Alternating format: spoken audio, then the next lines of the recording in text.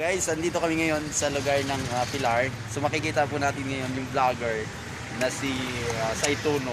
Hindi ko alam kung ang pangalan niya tunay. So ngayon, guys, andito kami para mag-deliver po. Ngayon, kakatapos lang namin mag-deliver. Ayan, nagpa-video muna yung tuba para makakita. At ayan, matatapos lang.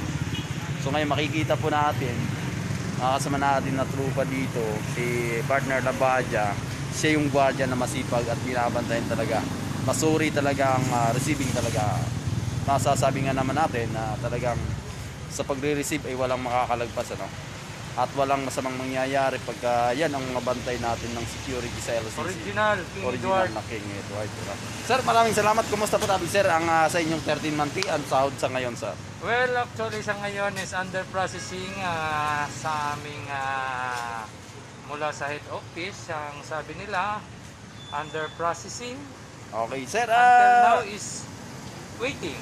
Okay, sir. So, sir, sa inyong pamasko, okay naman sa dito sa beside the LCC, sir. Kumusta naman po ang duty nyo?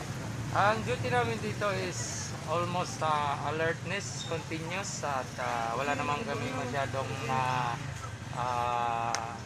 na-noted na mga unusual incident at sa pamamagitan ng aming mga kasama na alertness monitoring at so far wala naman. Okay, sir, continuous pa rin pag-monitor dyan sa LCC kan Pilar.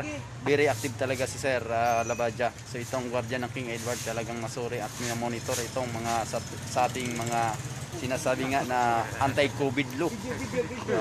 Siya yung nagpapatubad dito sa LCC ng always checking temperature ng papasok na ating mga mimili. Talagang kinicheck niya at iniiwasan ang COVID. So, sir, maraming salamat, Sir Labadja. Mabuhay ka, sir. Saludo sa iyo.